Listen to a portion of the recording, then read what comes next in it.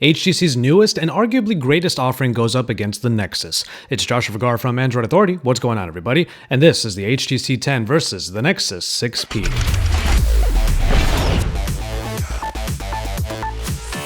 Now, before we get going, I do want to let you know that our HTC 10 and Nexus 6P reviews are available at AndroidAuthority.com and here at the YouTube channel. You'll find links for them here on the video and also in the description below. So if you want more minute details and even the spec sheets for both of these devices, make sure you go and check those out. And yes, my Nexus 6P, my personal one, has been skinned to have a wooden look on the back, but we'll be looking at the Nexus 6P as it is out of the box.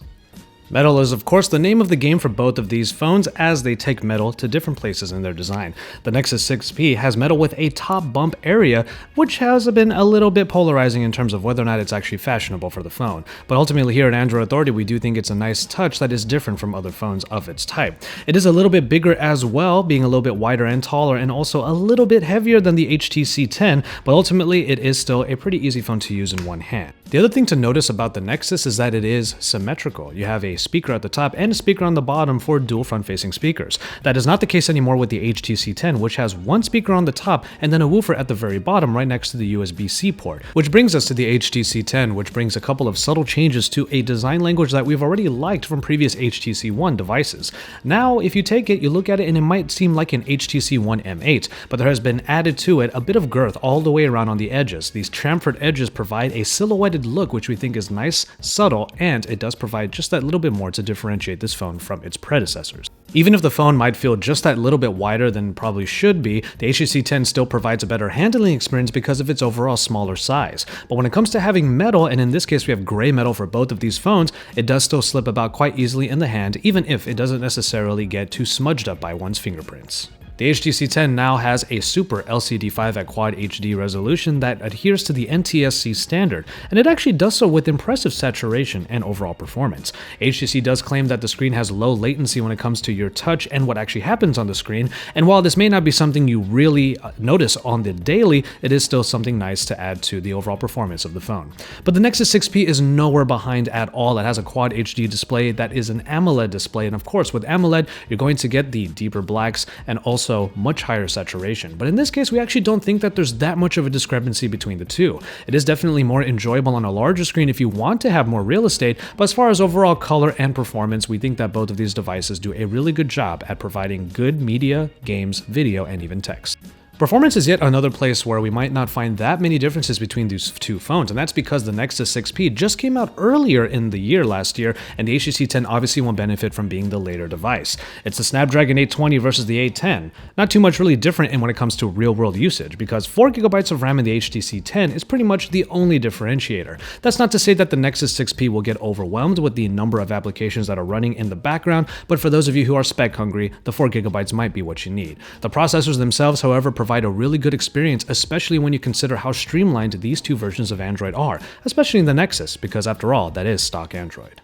Which brings us to the hardware offerings, and both have fingerprint readers. Now the positions of the two are different. On the Nexus 6P, the fingerprint reader is on the back, and it's pretty easy to just land an index finger on there in order to easily unlock and wake the phone at the same time. But the same can be said for the HTC 10, even though its fingerprint reader is up on the front, embedded into the capacitive home key.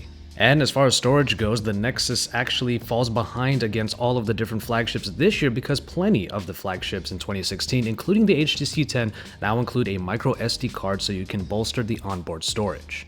Connectivity across the board is about the same between these two phones. They provide pretty much everything you would expect, though a focus on audio and streaming that audio brought AirPlay support to the HTC 10. But speaking of audio, those dual front-facing speakers on the Nexus 6P give it the original feature that is no longer around in the HTC 10, dual front-facing speakers. Now you get one speaker above the display and then one on the bottom, a woofer rather, next to a USB-C port. And that means that the lows and the mids will be a little bit better on the HTC 10, but it certainly does not get as loud as the dual front-facing speaker setup of the Nexus 6P. But it's really when you plug in headphones into the HTC 10 that the meaning of boom sound truly comes out. Boom sound is Dolby enhancements coupled with audio profiles that can be created by answering some questions or by actually going through different frequencies inside of a more advanced tutorial. But once you get your headphones set up and plugged into the HTC 10, audio sounds amazing on here. A 24-bit DAC provides even clearer audio and a wider soundstage for good headphones, and an amp will provide the loudness that plenty of other smartphones can't really provide, and that includes the Nexus 6P. A larger battery in the larger Nexus 6P does give it a little bit more longevity overall. With a 3450 mAh unit, you can get about 2 days worth of battery life, especially if you stretch it out with the doze feature, in which you will be able to get a lower power state by just keeping the phone on a surface and prone and not used at all. The same can be said for the HTC 10, but its 3000 mAh battery provides about a day and a half worth of longevity, and in our case, we haven't really had any problems getting through one full day's worth of work and play with any issues at all. Fewer pixels, but bigger pixels. For the Nexus 6P, it was a move towards an improvement in low light, but for the HTC 10, it's just another day for the Ultra Pixel. But other companies have done it with less branding and less fanfare, and in the Nexus 6P, you get 12 megapixels at 1.55 micron sizes at f2.0 with optical image stabilization and laser focus, when compared to the HTC 10, which has 12 megapixels at 1.55 micron sizes with an f1.8 aperture, optical image stabilization, and laser autofocus. Both of the applications opt for more simplicity, as the HTC 10 app has been streamlined to make it a little bit easier to use. But it's not as easy to use as the Nexus 6P, which doesn't include that many modes and lacks a Pro mode, which you can use in the HTC 10 as a manual mode to change a lot of the settings. But optical image stabilization is available on the front-facing camera of the HTC 10, which is a first for pretty much any camera on a smartphone. Now, generally, this does mean that lower light situations for selfies might be a little bit better on the HTC 10, but it also might help with some video.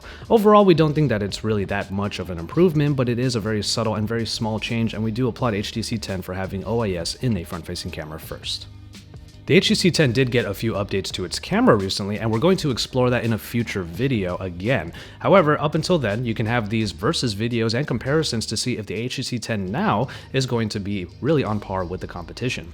But since both of these cameras are actually quite similar, the pictures were actually a bit of a toss-up in terms of quality. The Nexus 6P does opt for a little bit brighter exposure now that the HTC 10 has dialed it back in its updates, but it's really just in low-light situations that we found some true differences, mostly in the color temperature. The HTC 10 still opts for a warmer color temperature in low situations, and that makes it a little bit distinguishable from the Nexus 6P. But really, in low-light situations, both of these cameras do their best, but still provide some pretty grainy, some pretty noisy photos. But the card that the HTC 10 does have to play is for sound, and high-res audio recording is available no matter which of the cameras you're using on the phone. But that does mean that processing the videos from it requires some tinkering, as we did find after our camera shootout that the MKV files that the HTC 10 puts out have to be unwrapped and tinkered with before they're actually recognized by most video editing softwares. And finally, we can talk about the software, and it's about stock versus HTC Sense. But really, the two aren't very radically different, especially when you compare them to the Samsungs and LGs of the world.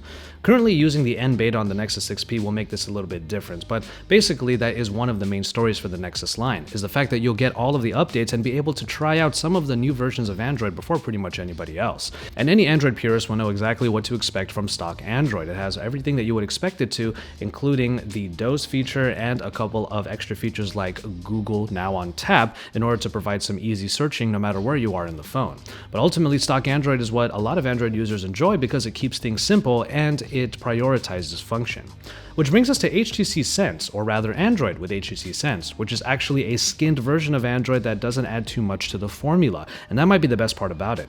Sense is still more utilitarian when compared to TouchWiz or the LG UX, and it doesn't prioritize eye candy as much, and besides the blink feed, it keeps everything pretty familiar.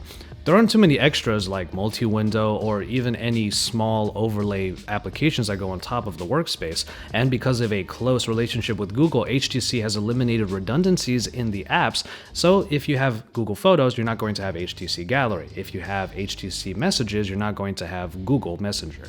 HTC Sense also makes everything a little bit darker, maybe a little bit easier on the eyes even because it's not trying to go too cartoony with things, but it does still have a themes engine in order to change the look of everything, so if you do want that change, HTC Sense does provide it. But overall, it's about utility, and function is definitely king no matter which of these two versions of Android you use. There are a couple of extras in Sense, but they don't really change too much of the general Android formula.